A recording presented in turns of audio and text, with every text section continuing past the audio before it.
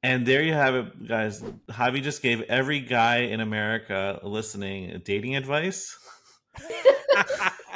That's Yes, true, man. That's I true. feel, look, I mean, I think there's a Think Boy thread in there of 10 things I learned about dating from being a B2B salesperson. You know, Listen, you have to have 10 million views tomorrow. Boom.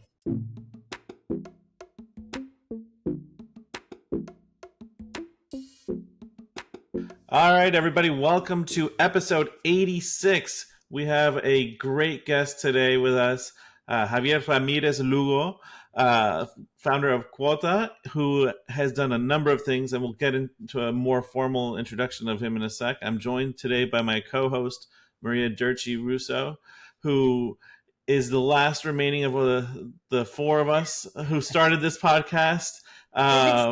killing the others. No. Yes, let's all pour one out for our fallen brothers of Cesar Fernandez and Will Weinraub. We miss you guys. Hopefully, you'll rejoin us in the future. But we power on. We power on. So, Javi, welcome to the pod. Very excited to have you here.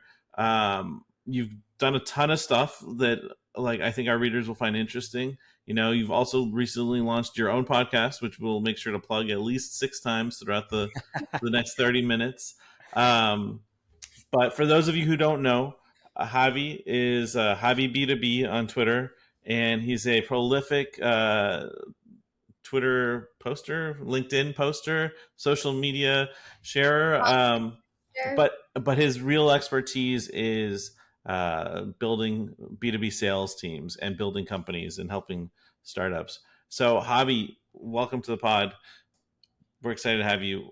Dude, What else should someone know about you? What's like the critical thing that everyone should know before we dive into? Well, listen, I mean, after that introduction, I don't know what to say. I feel like I should have that prolific poster or all that stuff. I should have that recorded to keep in my home. But listen, I have B2B sales for breakfast, lunch, and dinner. But other than that, I love to have a good time. I'm an avid cyclist. I cycle with a group of people here in Miami, and like to travel the world. So that's in the most basic form, who I am. I thought you were going to say you're Puerto Rican. I mean, that's a huge part of you. Yes, thank you, Maria. I am Puerto Rican, and if you are in a room, you can probably tell because I'm usually the loudest person in the room, trying to get things going. So yeah, that's a big part of me for sure. Thank you, Maria. I mean, I'm outnumbered here. It's 2 Puerto Ricans to 1. So.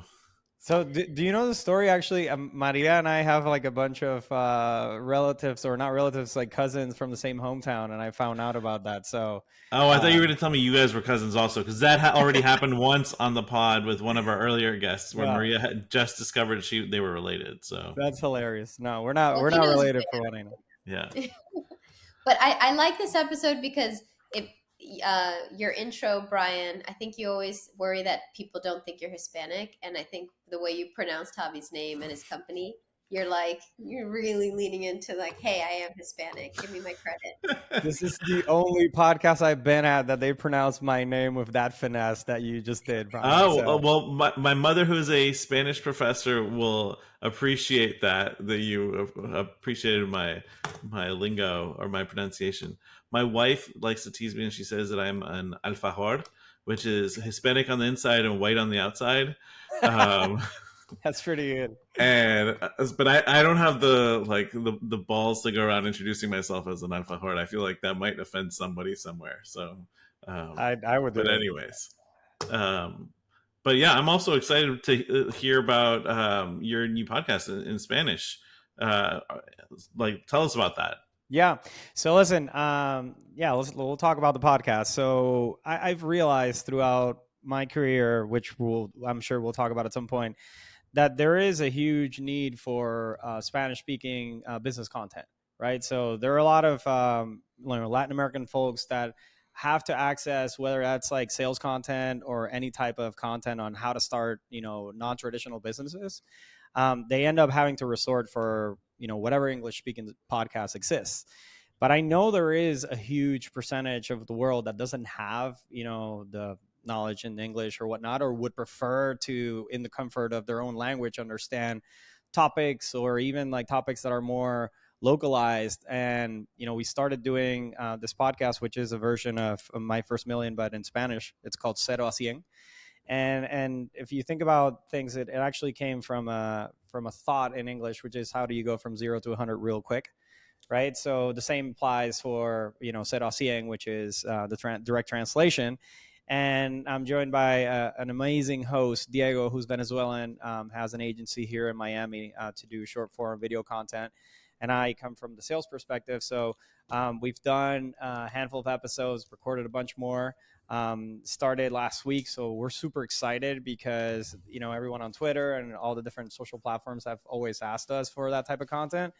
So it's in very early innings, but I'm excited. I'll definitely keep you posted on the progress, because it looks promising so far. We'll definitely put a link so people can find it.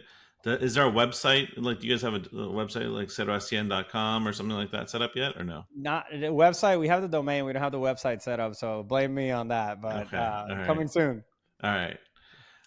We'll keep it everyone posted and updated on that. When that comes out, we'll also retweet it from our less prolific Twitter account. It's a busy one. You can't say that it's not prolific. MiamiTech Pod, come on. But no, so I am curious. Like, staying on this subject though, like there's so many stories that I think aren't being told across like tech and startups and sort of in Latin America and in sort of the broader Hispanic markets. That's like, I feel like we here in the United States and a lot of the tech industry are so like American centric or US centric or Anglo centric that we miss out on a lot of interesting stories, and like I remember hearing about like Rappi probably 2-3 years too late, right? And I was like, oh, this is such a fucking good idea. Why didn't I hear about this before? I was like, no one was telling these stories. I'm like, okay, they're already raising SoftBank money. It's too late, Yeah. But and like that, Brian, there are so many amazing startups in the region. And I'm sure we'll talk about Cuota, but 50% of my business is in Latin America, predominantly in Mexico City. And I focused most of my career in B2B SaaS, software as a service. And I started, kind of looking south and looking at all the different companies that were being built down there. And with such a massive population, but also with such a huge demand for, products for SMBs, a lot of companies went after it and they built amazing products that not a lot of us know about. So part of that for me, it's also, I've had the experience, I've had the exposure to work with these amazing companies that have incredible metrics, are growing super fast, are solving really important problems in the region. Yet again, I guess me and anyone else that's focused on the region know about it from the States. But, everyone down there obviously knows that the ecosystem down there is very hot and exciting. Well, yeah, let's get into that. So we mentioned, you've had quite the career that which led you to Quota, but you started off actually in finance, I believe, and then went on to work at 3 different unicorns. So could you tell us a little bit about your career path? Like, what made you start in finance, and how did you make the pivot into kind of the startup world? Yeah. So my story started in New York, and the reason I picked, going into Wall Street or finance was because I wanted sort of a foundation to get really to understand how business operates. And I really got that from, as being an analyst, you're consistently looking at financial statements and understanding businesses, margins, all the types of things that make, a business good or bad for, the sake of benchmarks. But then I realized that I couldn't be in a job that was only behind a computer and I wasn't using my charisma or my personality, maybe because I'm Puerto Rican or whatever that is. So I chose to move into a sales and trading role, which meant that I was, sitting at the trading floor, talking to clients all day long. And I absolutely loved it. The only thing I didn't like was that it was too structured. Right. So even though I was, working for Goldman Sachs, which is obviously one of the best banks you can get into in New York City, pretty young in my career, I realized that wasn't for me. And there was a very specific playbook, or let's say track that you had to follow and execute in order for you to progress throughout that, corporate ladder. And interestingly enough, a good friend from Puerto Rico had started a company in San Francisco, and we had a chat over the holidays, and Next thing you know, I'm flying out to San Francisco to check out what they're doing out there, and that made me, kind of take a look at their company, and kind of fly over there. I worked with them for a short period of time, which is how I actually got introduced into the B2B SaaS world. And the results that we were able to accomplish in, kind of 10 months got me really excited because it was so fast paced, and it was, something new, but, you were consistently growing, but you were testing a lot of things, which sort of gave me that ability to not be in a structured environment like the one that I was in finance, right? And then I chose to go to a company, early stage company at the time, called Zenefits, which was growing really fast. And that company went from 0 to $100 million in sales in about 2.5 years. So I really, really like that type of adrenaline and rapid growth. But, I was talking on the phone consistently, and I ended up going in there as an individual salesperson, but later leading an enterprise sales team, which gave me an incredible, velocity from a career progression standpoint. Follow from that, it did become a unicorn, which I know everyone on this podcast knows what a unicorn means, but it had a weird ending because the CEO ended up getting let go. The company lost a lot of velocity, and it actually ended up being sort of like it almost, failed after having that incredible growth. And it was really painful. It was almost like a heartbreak because I thought I had made it. I was like, I have equity here. This is great. So, personally, I've done it, right? And it didn't end up that way. I ended up having to lay off my team. We went through a couple of rounds of layoffs. And then I took some time off. I decided to leave after surviving all the layoffs. And I got a call from the original CEO of Zenefits asking me if I wanted to join his new startup as the founding account executive. And for those that don't know, like, the founding account executive is like a lot of responsibility because you have to essentially build out the entire sales process from scratch. There's no brand, there's no reputation, there's no repeatability. You have to build all of that. And I went there. It's a company called Rippling. It's worth $13 billion today. And I'm very happy to say that because obviously I was, the first one there actually working out of the CEO's basement. And I did that for a short period of time, and then I decided I wanted to go up market. So I've consistently been, kind of listening to my wants, which may or may not have been, kind of like an interesting decision-making process, but it led me to WeWork, and WeWork actually brought me to Miami. And WeWork in 2018 was an incredibly successful business, growing like hotcakes. I made the decision to move to Miami because I wanted to be closer to Puerto Rico after living in San Francisco for 5 years. And so, all these companies had one thing in common. These companies were all unicorns. They had an incredible amount of growth, but they were also led by, 3 or actually 2 CEOs, the same for Zenefits and Rippling, and then WeWork, Adam Newman, super visionary CEOs that loved to sell and did an incredible job of scaling these companies. And I guess I haven't answered your question, but all of that experience sort of made me think, like, how do I package this and how do I give this back to companies that haven't had my same experience or my same exposure? And so when I left WeWork in 2020 because of, the sad ending that I end up seeing a similar movie than I had previously seen at Zenefits, I realized I can package my experience and productize this, and I start Cuota, which is a B2B sales consulting company to help B2B SaaS companies build and scale their sales teams. But I did it in a way that I wanted to choose who I work with, and that actually gave me access to both the United States, but also Latin America. Wait, so does that mean you're actually writing a biopic of Parker Conrad? Since you said you touched on the movie that we all saw, we're all referencing. We all know about the various Adam Newman movies that came out like in 2021 or 2022. I mean, Parker Conrad, come on, get to it. Start writing, man. I know. Listen. When I was talking about a movie, I was like, it was actually the ending. The ending at Zenefits and WeWork for me was very similar, because there were 2 companies that had an incredible growth, but then the CEO gets let go. Adam Newman got let go. Parker got let go, right? And then layoffs start. They bring in a new team. At Zenefits, they brought in David Sachs. At Adam Newman, they brought Marcelo, right? So it was like seeing the same, ending for a movie. So at WeWork, I was like, okay, great. This is coming all over again. But listen. I think the world of Parker. I think he's once in a generation a CEO. Building 2 unicorns inside of 7 years is not something that's easy. I mean, building one alone is hard enough, but the fact that he did it twice, and I think he's gonna kind of knock it out of the ballpark with Rippling for sure. Who do you want to play you in the movie? Javier Bardem. I don't know. I don't know. I mean, I get sort of from a name perspective, but I don't know if he like the look is there. So you don't think? Okay, so are you saying I'm cuter, or like who's better looking? I think you look younger.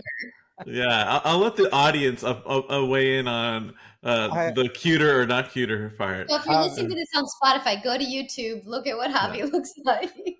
There used to be apps like this on Facebook. I unfortunately haven't done it in a while, but you know how they said like who's famous that you look like sort of thing, and then you shared it with the world, and it was part of your feed like Facebook back in the day. Simpler times. We all just traded our data away for Facebook likes and stuff. Oh, but on the topic of Parker, I don't know. I forget what I was listening to the other day, but I don't know if it was an interview with him, but I remember him talking about like when they came in to kind of replace him, and they were like, well, what are you going to do next? And he's like, I'll probably start another company. And they're like, no, I don't think you have another company in you. And I'm like, that must have been a great, like, F you. Like, look, I have another company, not just another company, but pretty. I think a builder's going to build, right? Like if it's in your blood, it's always going to be in your blood. Like you, was it Patrick from Paticus was like talking about how he sold his company for $200 million, moved to Puerto Rico, and now is like working on his next company because he's like got the itch, and it was only like a year. I mean, listen, I feel like that type of founder has a different chip in their brain. If you're a builder, you're sort of addicted to that, solving of a problem, and I think, just so you guys know, like Parker built a company before Zenefits, which is called SigFig. And he's built like this, like, and I think it takes a certain type of person to be that, unicorn founder, and he definitely has it, right? I think the results speak for themselves, but, I think he started right away, even though he couldn't under the paperwork and certain things that happened after he left Zenefits, he couldn't actually build or sell products for about a year. So they built it in stealth. And then when I got hired, was like, all right, we're ready to go. And then we started being public about it, and they raised a seed round of $50 million, which back in the day was an extreme amount of money for a seed round. It's still an extreme amount of money for a seed round. Oh, for sure. The only people who raise that kind of money in seed are AI companies that need to basically buy 100,000 GPUs from NVIDIA. Yeah. And so it's interesting. There's like, not to go too far sidetrack, there's an interesting analog between how like early, like 2010 through 2015, the whole startup scene was basically just dumping VC money into Facebook and Google ads, right? Like that was like the primary driver, right? And so people were like, oh, well, those two companies are basically just laundering money for all the VC industry, right? And it's like now NVIDIA and Intel and whoever else makes AI chips are basically just like vacuuming up every available VC dollar, and turning them into microchips, and listen, man, I think the learning from that is trade NVIDIA, go long. I mean, this is not a podcast to provide financial advice, but like it's you heard it here, folks. Javi, the former Wall Streeter, is giving not financial advice. I'm gonna get in trouble for that one, but I mean, it's I own it and I love it. So as long as Jim Cramer doesn't tweet about it, we're good. Or no, what you really want is him to say NVIDIA is over and tweet about it, right? And then it's like infinite upside. Like there's no stopping it. Right. That's one of my dreams, is to have Jim Cramer like tweet negatively about me, because then I'm like, oh, my career is made after this. I'll just be getting like offers from any random person all across the world. That's well, how can we make that happen? I don't know. Yeah. We have to hack into CNBC or something, or wherever it is he works. So Javi, like, what's been the sort of the feel like from going from San Francisco to Miami, right? Because like you grew up in Puerto Rico, right? Yep. So there's got to be a little bit of like relief of going from everyone calling you Mexican to everyone calling you Oh my Cuban, God. right? Yeah. Dude, I have so many stories about that. I actually was the only Spanish speaking person at Zenefits for a very long time. I don't think I've shared that. Or What? yeah. So here, check this out. Were you also the head of diversity and inclusion of the No, that benefit? didn't exist yet. Okay. So two situations. At one point, somebody called into customer success, and I was doing calls all day because I sold a product that nobody else sold. So Zenefits sold a product that was a free HR platform if we became your broker of record, which means that we got all the commissions from the insurance carriers as being the broker of record. Everyone, kind of just selected their life insurance, or not life, sorry, health insurance through there.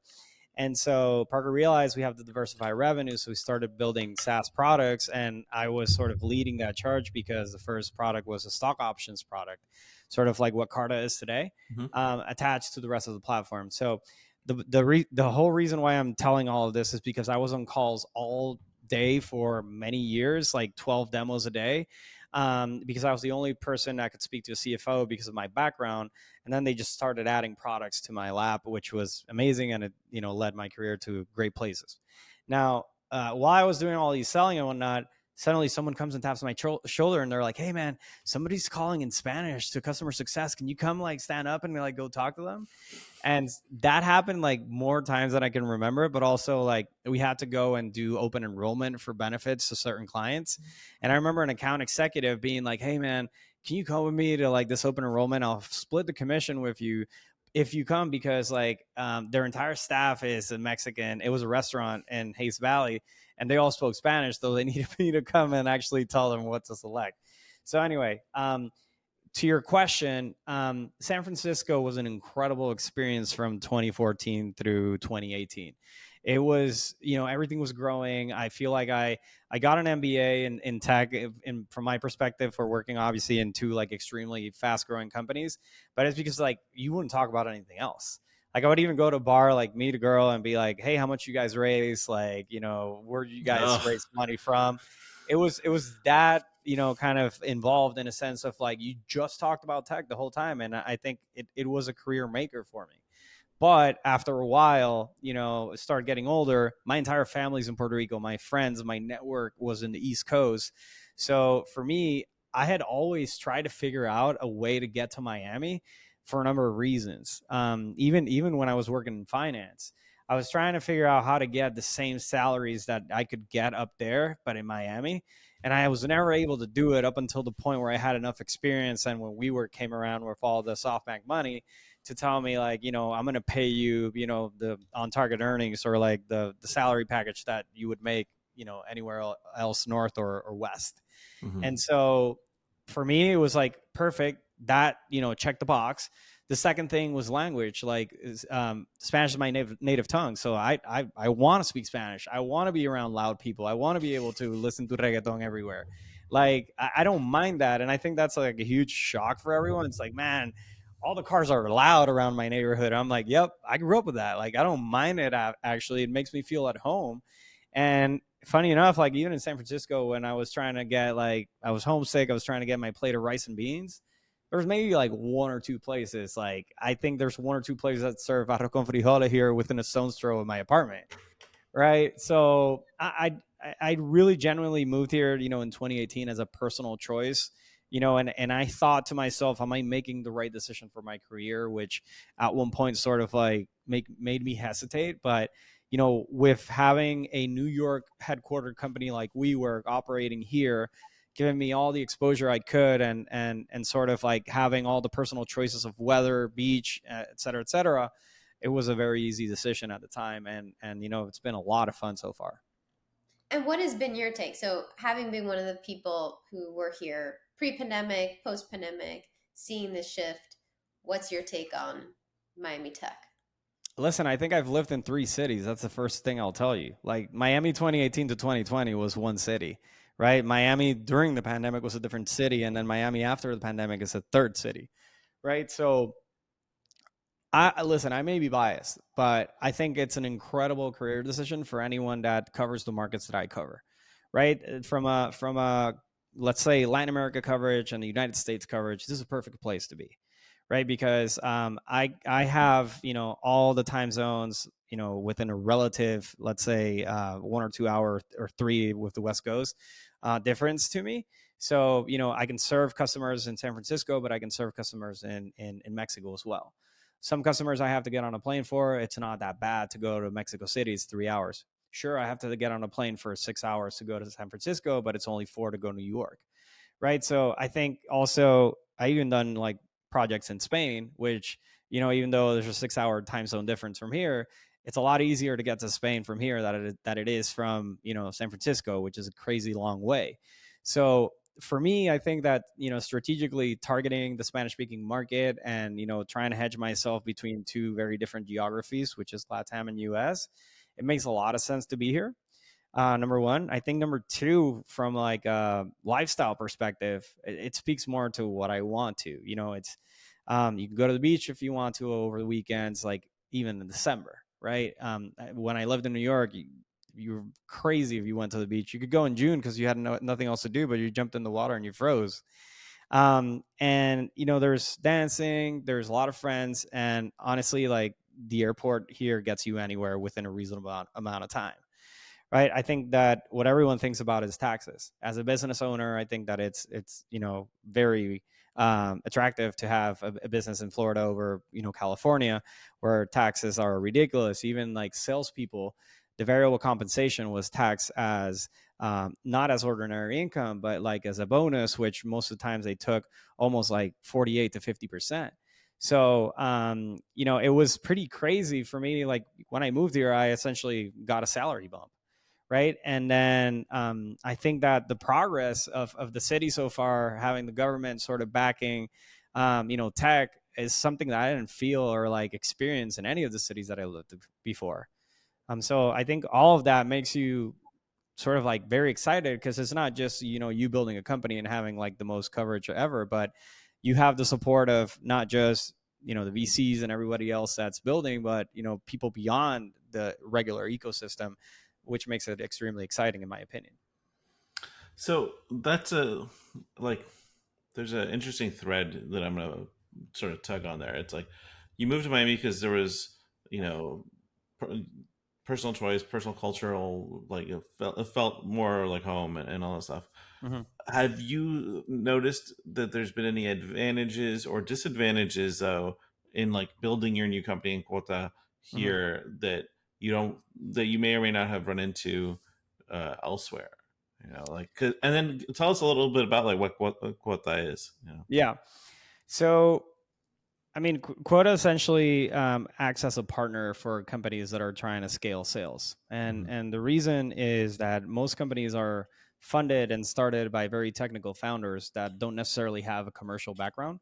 Commercial being like, how the hell do I do sales? Like, how do I scale a team? What do I sell? Like, how do I pitch this? Like, how do I hire people? And so we really act as a partner, where I primarily act as a fractional VP of sales, come in and sort of like help companies at a certain stage really accelerate. Because I've done this with 45 companies over the last 3 years, it gives me a lot of precision to know what to solve for, but at the right speed. So when companies have, venture funding, which I think Maria can tell us a lot about, they don't have a lot of time. They have like a day where money's going to run out. And so if they can figure stuff out with like precision, no mistakes, and the right velocity, I think that that's sort of like an insurance policy that they can buy by working with us, that can get them like some very trusted results.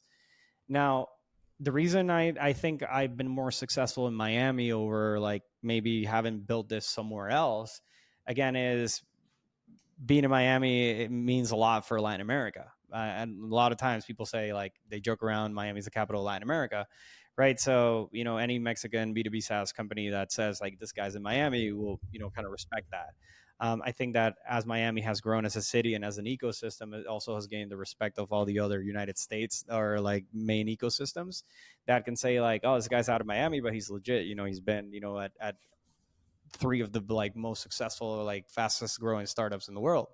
So I think location for me is incredible. Like that is specifically, you know, and the coverage that I have from here, more advantageous than having done it anywhere else. Okay, so we have a few minutes left. Lightning round. First question: what do most founders get wrong when hiring their first salesperson? They grab someone from like a large company that they think that can operate in an early stage environment, and that always fails. Okay, go, Brian. What's something people get wrong when they're talking about B2B sales, if they come from a B2C background? I think it's a completely different distribution model, right? So like, how do you sell? Like, through what channels you're going to sell? Meaning, like, in B2C, you're probably like putting money into ads through Instagram or Facebook. And B2B, you have to like produce content and reach out to people through LinkedIn. I mean, I only buy Salesforce when I see it on an Instagram ad. I don't know about you.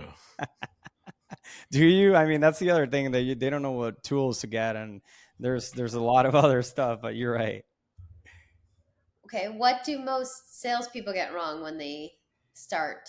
Oof, I love this question because it's common not only when they start. It's the talk to listen ratio. Like, salespeople think that they have to talk the most, and the worst salespeople are the ones that talk the most. And lately, there's this talk to listen ratio, which essentially tells you that there is a direct relationship in your win rate with the amount of time, that you talk on a call versus the customer, right? So you're supposed to listen more than you should talk. And in order for like a person to be a good listener, they have to ask the right questions, which is not easy for a lot of people. And they think that they just need to talk and not shut up. And there you have it, guys. Javi just gave every guy in America listening dating advice. That's true, man. That's true. I feel, look, I mean, I think there's a Think Boy thread in there of 10 things I learned about dating from being a B2B salesperson.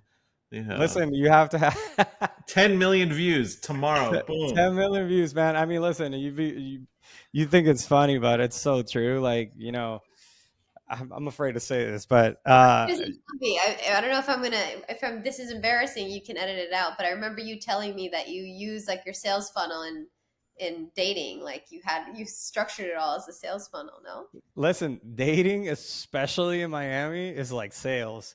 You have a pipeline, you have to keep track of the CRM, you disqualify certain leads, then like you follow up with certain other ones, and you know, you listen, ask the right questions, and then, you know, try to go for the close one when you can. I mean, that's also, you know, that's also interesting of like, also, what is that person's goal, right? Like, you could keep track of all these things of like, this person wants 7 kids. This person wants, exactly, you know, to do blow on a boat, you know, whatever, you know, and like. Yeah, man. I mean, you just have to, you have to make sure you find that alignment. And if you ask the right questions and you get the right answer, you can solve their problems. You can partner together. It's the same thing as selling, you know, kind of B2B SaaS. I mean, well, on that note, Javi is single, so if you're interested, drop some notes. This is a novel approach and shift in this. I mean, are you like going to link to his like online dating profile or something like that? Because I mean, we don't want to put him on blast here, but we kind of just did. So. Javi, do you have an intake form that we can include in this? I have a type form that you can fill out where it's gonna like have 5 qualifying questions of where you live, you know, what you're trying to do, and how many kids you want to have, and all that stuff. So all interested parties, slide into Javi's DMs. I think that might be the easiest way. You know, this is now the MiamiTech dating pod. Wow, you guys just took this pod to another level. Well, listen, we're pivoting. The people want what the people want. You know, like. So. That's fine. As long as we get, you know, 5 million views, I'm good with that. We're gonna turn this into Miami. There you heard it, folks. Javi is demanding 5 million views, and he will go out with someone who slides into his DMs. This is the exchange, the cost of the 5 million views, but I feel like it's worth it for us. As our friend, you're willing to go through with this. Let's do it. Let's do it. That was awesome. Thank you so much, Javi. This has been a lot of fun. How can people find you on the internet? Javi B2B. I think that's the easiest way to find me on Twitter. I'm also on LinkedIn quite a bit. Javier Ramirez Lugo, as Brian correctly said it at the beginning of the pod. And yeah, I mean, if you're trying to scale sales or you want to learn more about business in Spanish, cero a cien. So check us out. Awesome. Thank you so much, Javi. This was a Thank lot you of fun. guys. It's been a pleasure. Have a good night. Thanks, everyone.